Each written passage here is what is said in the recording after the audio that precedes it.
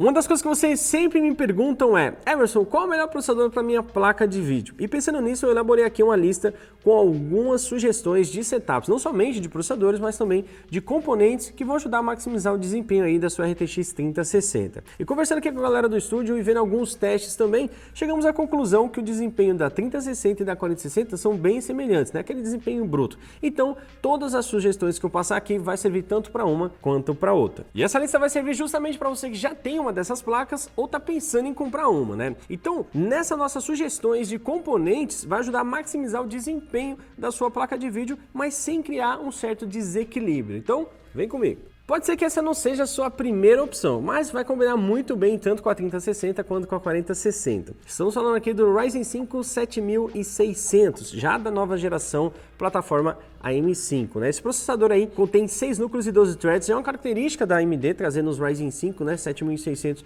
essa quantidade de núcleos. Isso não necessariamente é uma coisa ruim, já que ele consegue atingir clocks bem altos, chegando ali nos 5.1 GHz, o que faz dele um processador excelente para jogos, pois melhorou bastante o IPC, né, que é as instruções por clock. Dessa forma, ele combina bastante bem com a 3060 ou com a 4060. E o Ryzen 5 7600 nem é um dos processadores mais esquentadinhos, né, para jogos, perto de outros modelos que a gente vê por aí. Na verdade, com TDP de 65 watts, né, você pode utilizar aí um sistema de refrigeração, como por exemplo o Cooler Box, o Wave Stealth, que já acompanha com esse processador, ou se, claro, você quiser ainda um sistema ainda mais robusto, você pode também colocar outro, por que não, né? E nos nossos testes que nós fizemos, ele atingiu ali cerca de 70 graus, né? Temperatura bem tranquila perto da margem que ele pode atingir de 95 graus Celsius. Então 70 estava bem tranquilo. O único contra que eu diria desse processador é o fato dele ser apenas para memória DDR5. Então para você que já tem um setup, você vai ter que praticamente trocar o setup inteiro, já que você vai ter que trocar a placa-mãe, o processador e também gastar um pouquinho a mais para ter a memória DDR5. Para quem vai montar do zero, tranquilo, você já pega todo o setup ali, tranquilão. Mas para quem já tem um setup montado, de fato, vai acabar gastando um pouquinho a mais para poder utilizar essa criança aí, tá? É um excelente processador para jogos, nova geração, instruções, tecnologias e etc, mas só peca um pouco nessa questão de somente usar um tipo de memória. E o próximo processador da nossa lista é o Intel Core i3 13100F, né? Um processador aí para quem tá querendo aquele PC e não tem muita grana para gastar, mas também não quer um processador ali ruim, quer um processador que seja competente para rodar ali os seus jogos, suas aplicações. Esse seria uma excelente opção, tá? Já que tem um excelente custo-benefício, e eu já vou te explicar o porquê. Aqui a gente está falando de um processador que tem 4 núcleos e 8 threads, porém ele tem tecnologias recentes com instruções que ajudam o processador a ter um desempenho excelente se a gente comparar com os processadores mais antigos. Lembra lá na época que tinha lá o i7, que era o mais top, com 4 núcleos e 8 threads? Pois é, hoje um processador com 4 núcleos e 8 threads, com essas novas instruções e clocks mais altos, o torna ainda melhor. E aqui a gente está falando do processador de entrada. Então, a gente tem aqui o Core i3 13100F, que é competente para combinar bem com a RTX 4060 ou até mesmo a 3060. Ele consegue operar com clocks de 4.5 GHz. A plataforma da Intel, 12ª, 3ª e 4ª geração, elas utilizam um sistema de núcleos híbridos, né? Ou seja, ela tem núcleos de performance e núcleos de eficiência. O 13100F trabalha apenas com núcleos de performance, então ele vai ter ali os 4 núcleos de performance com 8 threads. E com essa arquitetura Raptor Lake, somando tudo isso, ele torna um processador com desempenho muito bom aí para games, tá? E combina super bem com essas duas placas de vídeo mid-range da NVIDIA. Conforme a tendência dos processadores low-end, o consumo tende a ser baixo, né? E não muda muito no 13100F. Aqui nós temos um TDP de 58 watts, mas que pode chegar a 83 watts no modo turbo. Mas é um consumo de energia bem tranquilo, né? Nós temos aí um 13100F que acompanha um cooler, né? Um cooler bem interessante ali, tranquilo para suportar as suas cargas de trabalho, né? Enquanto você utiliza a sua máquina para jogar, pra outras aplicações, etc. Mas claro, se você quiser aí um cooler mais colorido e mais estiloso, você pode optar por outras opções, né? Pode ser até os de baixo custo, como por exemplo os da Deepcool, que já apareceu por aqui no canal.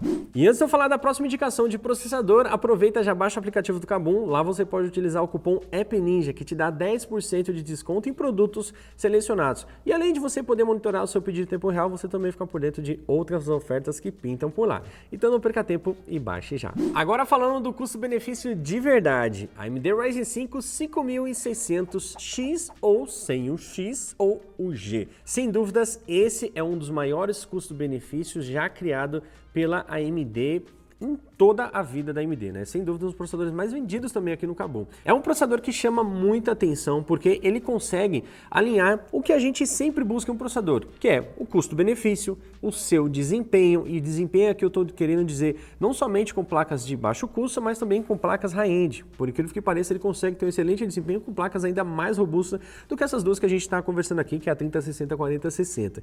Também tem aí um baixo consumo de energia e também uma temperatura bem tranquila, tá? Então realmente é um processador bem completo que tem a plataforma M4 aí, né, como sua aliada, utilizando o padrão ainda DDR4, mas que consegue entregar um desempenho muito satisfatório. E é um processador que possui 6 núcleos, 12 threads e trabalha com clock a 4.6 GHz, né? Suficiente para você rodar suas principais aplicações e principalmente jogos. Em questão de consumo, não é um processador que consome tanta energia assim, tá? Nominalmente ele tem um TDP de 65 watts, isso é confirmado pela própria AMD. E ela já manda ali um Wave, né, um Cooler Wave, para você utilizar com ele. Inclusive você pode estar utilizando esse Wave Cooler tranquilamente, mas caso você queira colocar uma refrigeração ainda mais robusta, tranquilo, você pode utilizar tanto Air Cooler quanto o Water Cooler para deixar ele ainda mais refrigerado. Isso, claro, levando em consideração se você vai ou não fazer overclock, tá? Porque aqui no caso dos modelos com final X, é possível fazer overclock. Para isso, obviamente, você vai precisar de uma refrigeração mais robusta, mas com o multiplicador desbloqueado, dá para você fazer overclock, claro, alinhando aí com uma boa placa-mãe,